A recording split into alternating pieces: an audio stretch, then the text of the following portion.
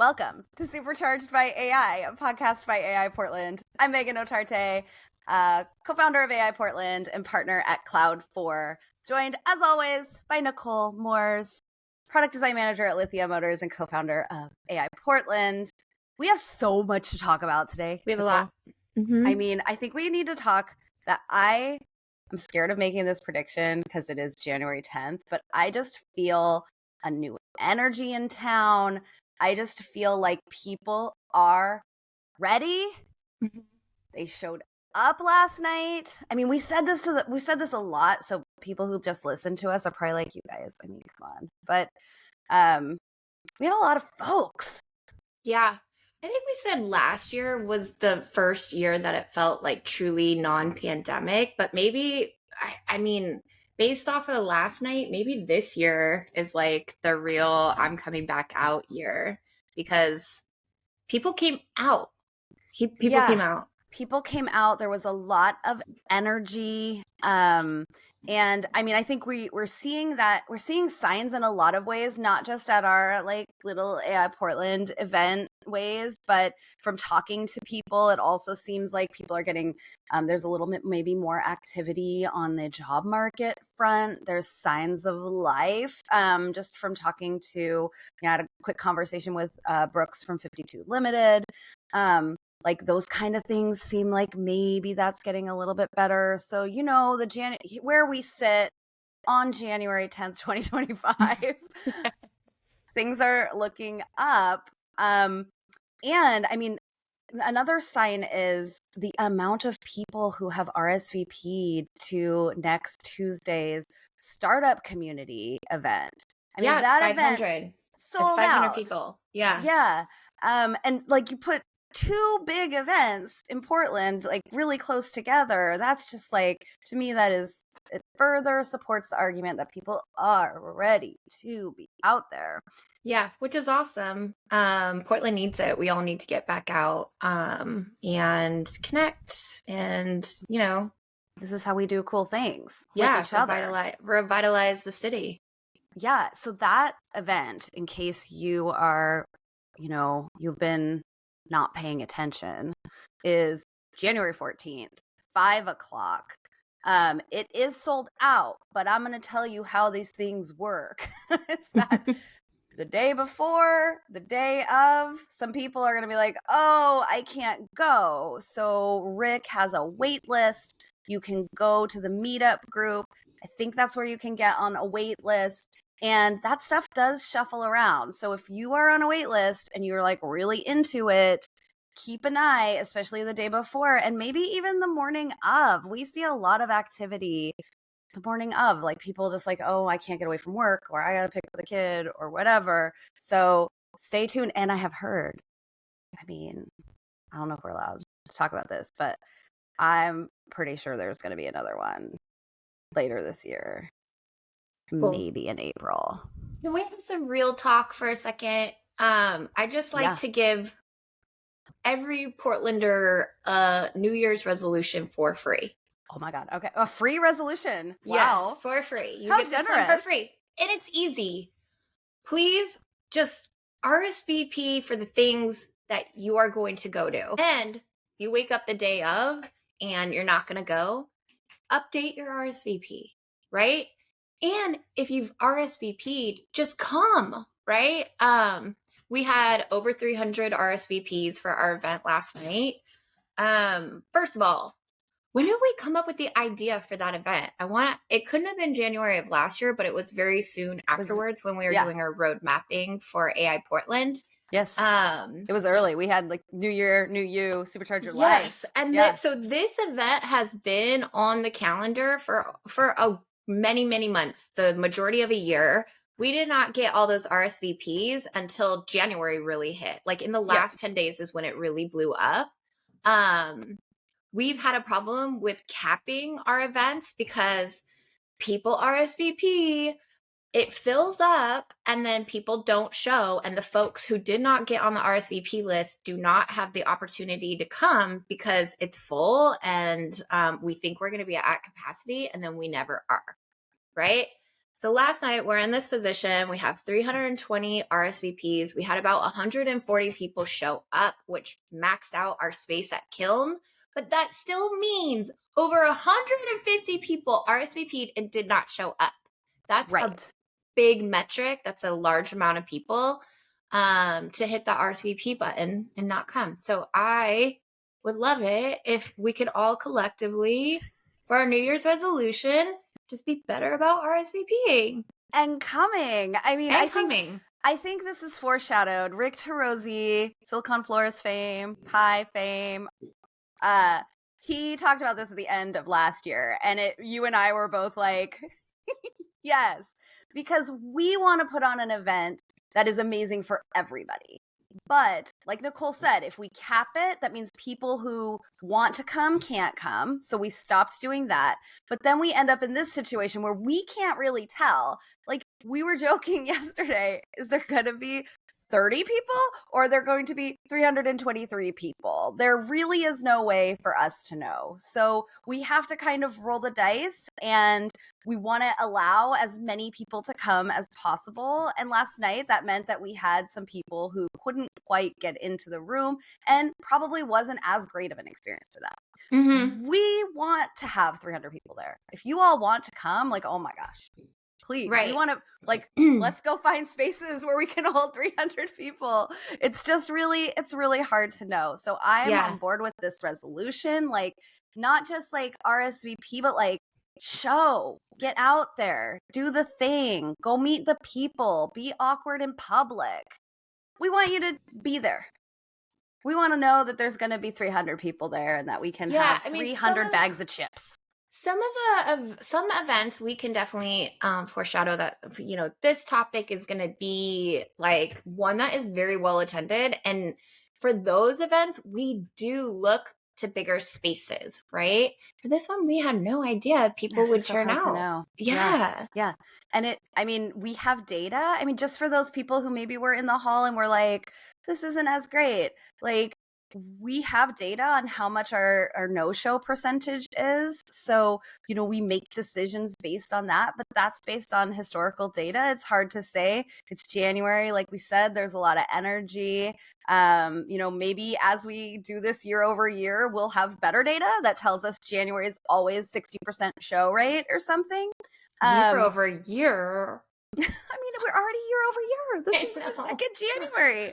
I know. And I mean, to be fair, our January last year did have a higher show rate. So, you know, it's data and we're learning. That was our first. Who knew? Who knew? We're learning. Knew? We're learning.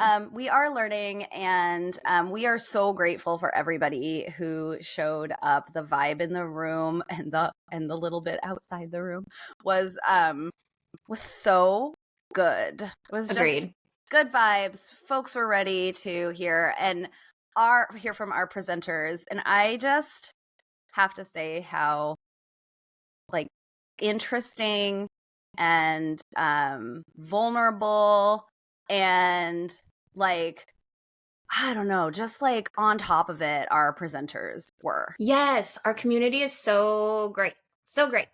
I say this often, like, oh, that was my favorite event. This is definitely one of my favorites for sure. I laughed, I cried, I learned something, and just walked away with like, wow, this is going to be a good year. Man, I literally this morning was talking to one of my friends and I was like, I know I say this every day afterwards, but this was my favorite.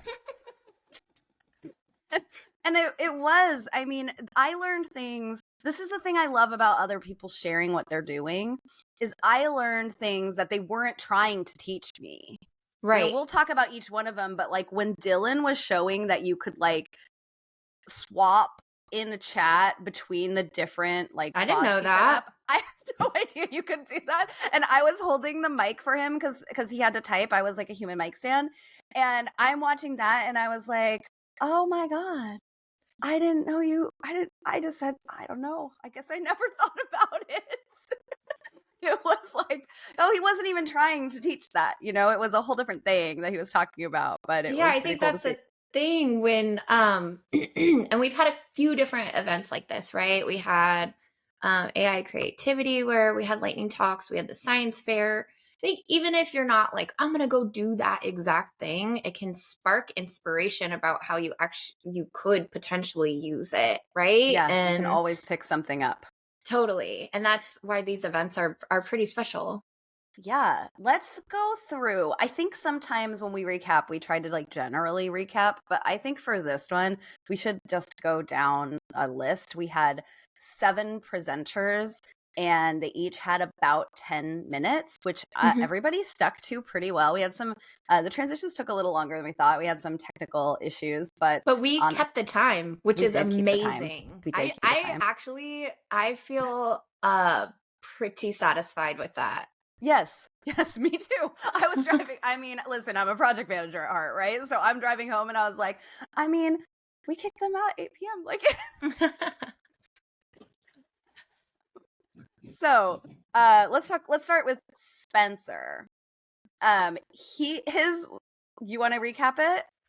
Yeah, I mean, Spencer went through how he uses AI to create bespoke and special dinner party invitations. And it's just a little way that he adds joy to a gathering of friends who are coming over for dinner. I mean, he went into the whole coat of arms and flags. Like, he makes these, and we'll post a link. I've got his presentation. He makes these very ornate sometimes invitations, and that I really like. That's cool. I love that idea, but I also love at the end how he kind of tied it to like do something cool with your friends, you guys. Yeah, 100%. Right? Make a little keepsake. Like, you have the power now to do something that you could give them to make it special. And like, you should do that. Totally. 100%. Yeah. And he set the vibe for the night, right? First of all, he's hilarious. Like, he had the whole room laughing the whole entire 10 minutes. And I think that really was sort of the seed planting of the evening, which is really like these tools, these ideas make life more fun and sort of enhance our humanity in these really fun and interesting ways. And that continued through the entire evening. Yes. I mean, how much do you and I talk about that? The biggest thing that we keep coming back to through this journey with generative AI is just like how much it puts a finer point on the importance of being human. Like, the irony is we just think a lot more about what it means to be human. We think about more about how to enhance our humanity. And that was a total theme of everybody. Yeah, it's really easy to be like, oh, robots, humanity is over. You know what I mean? But it's like we've reached peak humanity. Spencer's using this tool to enhance an in-person dinner party that he's having for his friends, right? Right. He's not inviting robots over for dinner. No, and I confirm the robots are not cooking dinner either. So no. It's not happening. Scott was next. Scott's presentation was a view into a world that I don't know a ton about. He is an avid Rocket League player, which I have played one time, and I did own Goal. It's a game where it's like soccer, but you're with cars in this like kind of dome thing, so you can ride up the sides and cars flip and stuff. I'm not good at that game. But Scott is, and he plays somewhat competitively, I think. I think so, yeah. Yeah, Scott is also a nerdy guy, a technical guy. So he used AI to basically like coach him. Like, it analyzes replays and gives him like coaching advice on what he should have done different, plotting maps of where the ball went and where it should have gone. It was very cool if you're like into gameplay like that. Yeah, I had never heard of Rocket League, admittedly, before this, but he did talk about Roblox, and I know what that is. Again, he mentioned, using this for his like betterment at gaming, but also like he's doing it with his kids. Yes. Right? Yeah, his daughter. That's the thing I was going to come back to. Like, it gives him another avenue of connecting with his daughter. And because I think she does this and Roblox, if I recall. Yeah. It was kind of cool. Definitely also got me thinking about ways of utilizing this tech on the coaching side of things, just in general, right? Yeah, like, totally. Can it analyze a video of my really bad clean and jerk and tell me where I need to do differently, for example, Yeah, I've definitely taken screenshots of websites I've designed, put it in, and asked me for some high level UX and design feedback. If I had junior designers on my team, I would be like, start there before you come to me. You know what I mean? Yeah. So I think that analyzing coaching thing is actually valuable, it's huge. and we'll probably get a lot better as we move into the future. Yeah, and I think as people like wrap and productize that stuff, so you don't have to. I mean, Scott had to roll his own. Scott's a developer, so it's not a hard thing for him to do. We'll link to his GitHub repo. But that's not as accessible to everyone, but I think it's getting there. We talk about coaching leading into therapy. Jess Cook talked about using AI as a therapeutic tool. And I love, first of all, she was describing herself at the beginning, right? Like 97% extrovert. Was it 95? It was something. Yeah, it was high. Almost 100%. Yeah. And she was like kind of talking about who she is. And I was like, I feel like we're the same person. I was like, Jess, are we the same? There's some similarities there for sure. She was talking about like how she and her husband are different. And I was like, I feel the same. Like, me and my husband are very different in the similar ways, in terms of how we process the world. I was like, yeah, this is for me. She was saying some folks talk to think, and some folks think to talk, and being, on opposite ends of that spectrum with someone that you kind of have to manage life with can be challenging. And how she's using AI to help her process through things and gain insights, which help her, live life with her husband, and also gives her a finer sort of point on things she's going to discuss with her real therapist. So instead of having to do all this work for $200 an hour, she can do some of this therapeutic work with AI, and be like, oh, those are the things I really need to focus on with my therapist. Like, get to those things and be able to like do the meatier work with the human, which is cool. She has said that she will get some insight from this back and forth with AI, and then be able to take that insight and do deeper work in therapy with a therapist, because she's doing that like maybe more baseline work with an AI.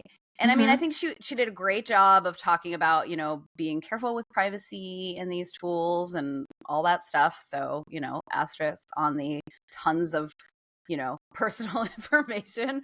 But I do think this is a huge area for your best friend Claude. First of all, love Claude. Claude is really good at this. And she gave really great examples of different prompts that she used, or different techniques that she uses with her AI.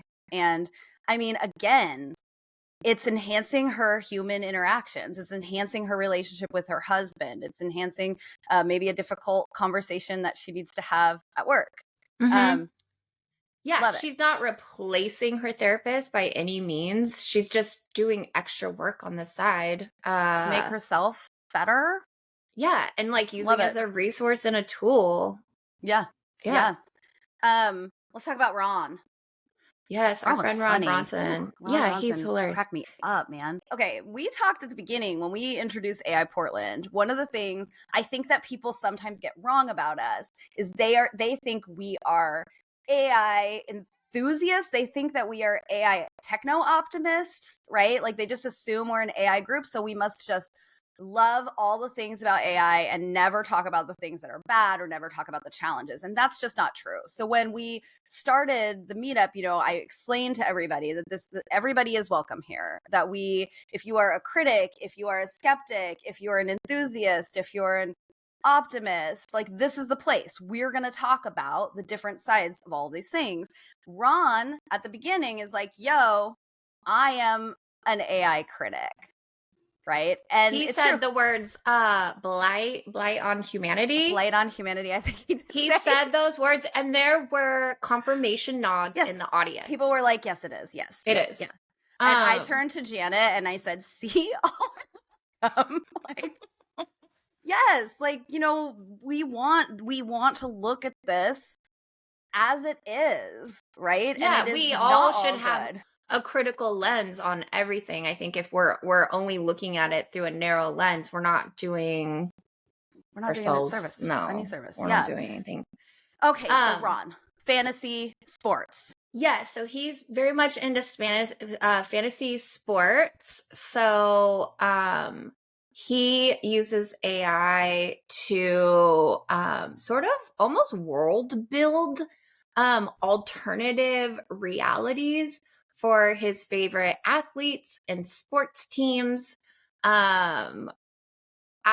mentioned dungeon. Is it dungeon? D&D, yeah, Dungeons and Dragons. Yeah. Okay. I almost lost my nerd card there. You're like, he mentioned that one. The big game, the game all the nerds play. D&D. Yeah. Which also has world building, right? And that 100%. And it's like actually a part-time job. If the game master, I think is what it's called. Is it a game master? Game master. We Dungeon don't know. master? Dungeon master? That sounds like that might be something different. So that person with whom I know people who do this job. I do too. I do. And like it is a part-time job where they have to create and you have to create characters, and those characters have to be like fully realized, and like there's this whole scenarios. World, you have to know all the history and all the things that happened. Yes. So Ron does that, but with sports. Baseball, I think, is his number one jam, but he also mentioned basketball, like scenarios where only women played basketball. There were like 70 teams or something. Like there were a ton. Yeah, I think, Ron being a skeptic and all, I think had an inspiring message at the end, right? The only way to fully understand these tools, even if you hate them, is to use them and experiment with them. And he found this way that sort of fills his cup and yeah, so that he knows like what the bounds are. And I think that is a very responsible message to everyone. Like, you're scared, you don't understand, you don't like the ramifications for whatever reason, right? Social, environmental, you should still know what these tools can do. And they're you got to still be at the table. You can't walk away. You have to still be at the table. You do not, you can't turn your back. It's a thing. It's going to happen for all of us. Yes. Yeah. We need everybody. We need the skeptics, the critics. We need everybody at the table. Dylan was next. He uses AI to generate, I guess he finds it anxiety inducing to create like Christmas cards or something, but he wants to do it. Or thank you cards. Thank you cards or any sort of, again, like real physical thing. It's hard sometimes as someone who maybe has been described in the past as being like not like outwardly emotional. Sometimes it can be hard authentically to like put your feelings on the outside, and especially maybe to pick the card that like embodies all of your feelings on the inside and then articulate that. That could be a lot for some people. It's daunting, but like he wants to do it. Yeah. Yes. So he created some tools that generate these illustrated like cards that he can use AI to use words to tell it how to make the line drawn kind of illustration. And then he paired it with a Python script that will actually lay it out appropriately on a piece of paper. So it's 2 up, there's 2 images, because AI actually is really bad at that kind of specificity. I feel like I'm doing something wrong as a person, because he showed us an example of a card he gave his barber. Like, I've never once, so Megan and I do many things together. We also go to the same hair person. I've never given Taylor a card. Like, I know. Shout out Taylor at Cathedral Park Salon. He's amazing. Maybe we need to make Taylor a card now. Maybe Dylan can help us. My favorite part was that he was doing a live demo, which, like, brave, right? Yeah. They never work. They did work for him. I mean, everything was great. Yeah, Scott did live demos too. That's true. Yeah. It's just like, shout out to the brave live demo. Nicole and I talk about it all the time, like in our talks. We're going to do a live demo this time. And every time we're like, we're going to show slides. Yeah. But so people who did live demos, we see you. Good job.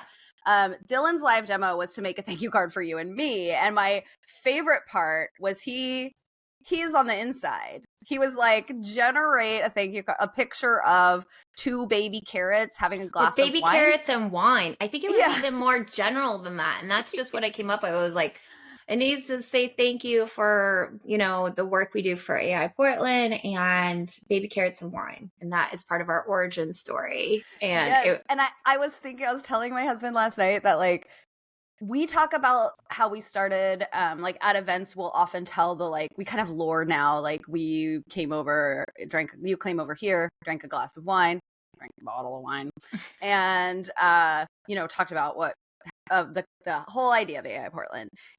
But we only mentioned the baby carrots, I think, on the podcast. I don't think we talk about it as much, like, at events. So I was like, if you know, the baby carrots, like, it goes. That's deep lore. It is deep lore. It's weird too, because it's like it's overlaps with other parts of our lives. Like the baby carrots is book club. You know what I mean? It's true. As much as I despise baby carrots, they are part of my life in at least 2 ways. So we're going to have them at an event and not say anything. And the people who know are going to be like, exactly. And other people are just going to be like, these are delicious. And I'm like, really? Why are they shaped that way? Anyway, Dylan was the one that he has a Jane Eyre bot. Were those just custom GPTs? I am unsure if they were his custom GPTs or other GPTs that he was just referencing or using. I think the Jane Eyre one was his. Yeah, I do think that so the Jane Eyre one is trained off of like how many different snippets of Jane Austen books.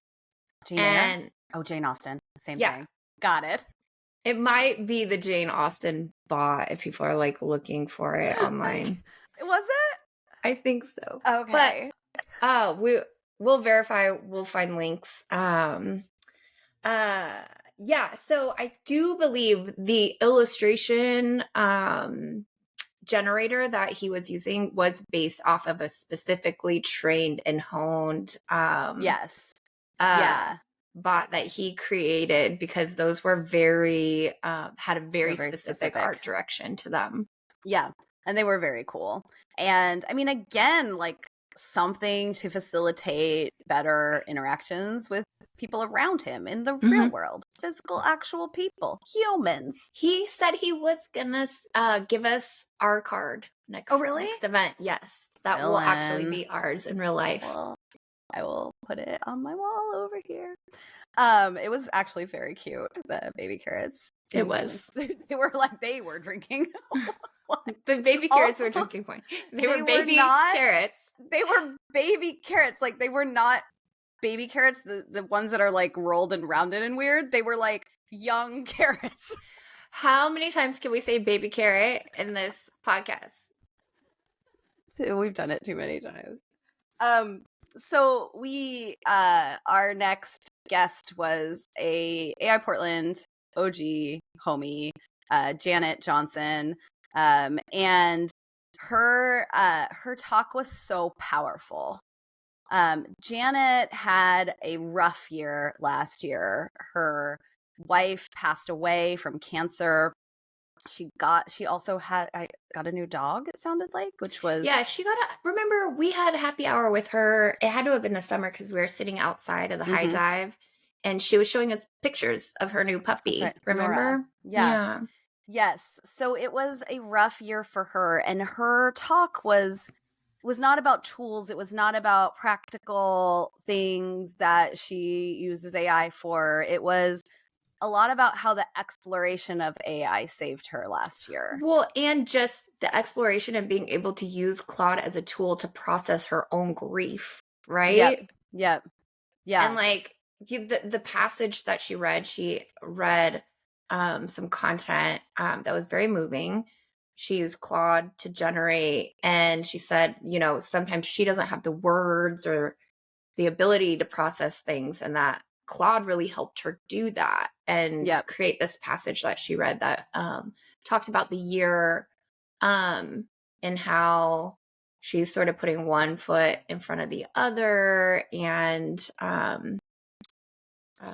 moving through the grief, and also how her puppy and caring for this, new life is helping her as well. It was beautiful. Yeah, it was beautiful. Like, and she kind of, I felt like she made a relation to sort of the evolution of AI and how AI is learning and changing, and that we humans learn and change.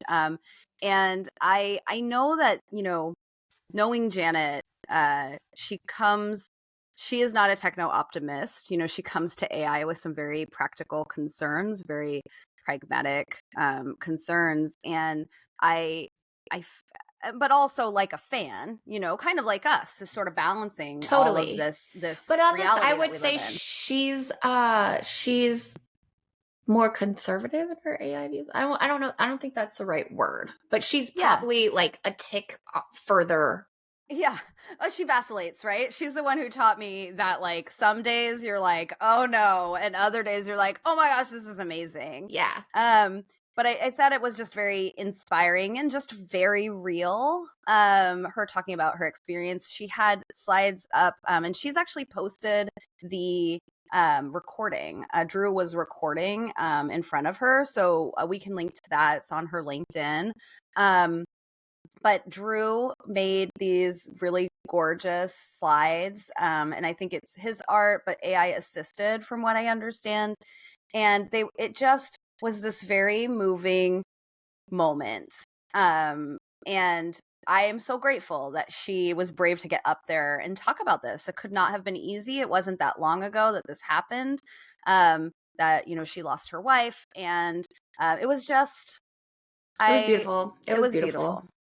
And then we ended the night with Robbie Ellestad, also known as Oddly Robbie. So if you Google Oddly Robbie, you will find this Robbie from Portland. Mm-hmm. Also in his presentation, he said they're moving to Spain. And number one, I'm jealous. And number two, I'm sad, because I would move to Spain. And also, I'm sad he's leaving Portland. But I was so excited to see Robbie speak. He was part of our science fair in September, and he had he operates through the world as an autistic person. And at our science fair, he had like the pin that he uses to help like understand the world around him. He had some really cool stuff. So I was super stoked to see what he was going to talk about, and he delivered. Like, yeah, he did. It's so cool. He is using AI in really specific ways. Life can be unpredictable, and especially with someone with autism, that unpredictability can like have consequences for him and affect his well-being. So he uses it to plan out his travel, right? One of the things about that, it's like, he's like, this is just a very souped up sort of travel advisor. Like he said, so, like he can even schedule in his route, like time to sit in a park and sort of, like take a moment to himself, which I thought was wonderful.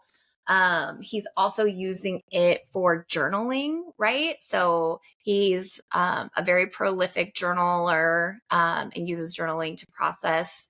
And he can put all of that into AI and be able to see themes of how things are showing up for him and affecting him, and be able to sort of reference that and glean insights. Yeah, and so he essentially has like, I think he said he had 37 different, I think he called them mods. I feel like they're maybe custom GPTs or some other wrapped AI instance that he's trained. He had Ryan, which was like a confidence mod, helps him get more confident. The PDX Explore one. That was the travels one. He also had like a speech coach that helped him with speaking, everything from, encounters in the grocery store to, being on our stage and presenting. Yes, I loved that, so I don't know if you were there, you might have seen Robbie before having like Apple Vision Pro headset, and you might be like, what is that person doing? Like, are they just like playing a game or whatever? But it is a tool for Robbie because it's very overwhelming for him when there's 140 people around him and all the noise and all the lights. And so he uses that as a way to like, keep himself comfortable until, it was time for him to participate. And I thought that was super cool, like really cool showing a technique of, still being there in this place and still going up there and like sharing his story, but doing it in a way that he's well supported. Yeah.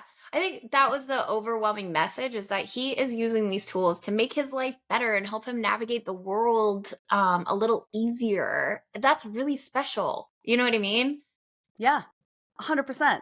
I mean, I think that honestly, if we look at all 7, that was a common theme.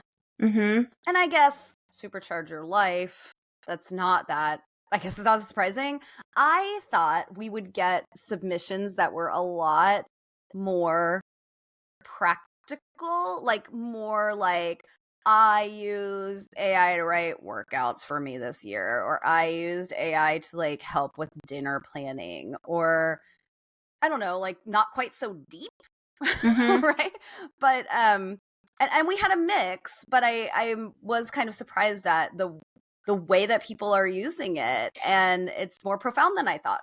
It is more profound. I think these are having impacts in people's lives, positive impacts in people's lives. Yes. Are there negative things? Are there trade-offs? There's always trade-offs. We don't get anything for free, but these tools right now, today on January 10th, are helping people in really wonderful ways. Yes. And there's something to be said about leaning into the technology in ways that improves the way that we interact with each other. I feel like the world that we have around us right now is really set up to actually tear that down. Right? If you look at social media, what's happening in social media, like literally right now, it feels like it is just going more and more towards like creating divisions and creating arguments and creating, things that tear us apart. And so ways that we can use this technology to bring us back together and like show up with empathy and show up to conversations more prepared to like talk about how we see things and not like push the person away or whatever is I think that that's just good. We need more of that. Agreed. Is there anything else we want to talk about? Baby carrots? You just wanted to end with baby carrots. Well, we keep teasing this companion episode, which we haven't gotten to yet because oh my gosh, there's so many things to do. It will get there. It's crazy though because it's evolving so quickly that every time I'm like, I want to talk about this thing, we don't have time to set it up, and then 3 weeks later I'm like, okay, it's kind of different. Yeah, totally. Yeah. I mean, mostly you just want to talk about your best friend Claude, so. Yeah, I think it's worth pointing out, though, that, if you're looking for more AI Portland goodness, Megan and I have put in sort of the general scaffolding of events for this year. Those are not the only events we'll have. As things change, things emerge, we meet interesting people. We'll be peppering in more and more events and experiences for our community. Yeah. So I just think, this event in general just really inspires me for this year. And it's going to be a really exciting year. It is. This on January 10th, 2025. We gave you resolutions. We gave you inspiration. We gave you looking ahead. Baby carrots. Baby carrots. Thank you again for listening to this episode of Supercharged by AI. Subscribe to get all the latest episodes and check us out at aipdx.info for more information.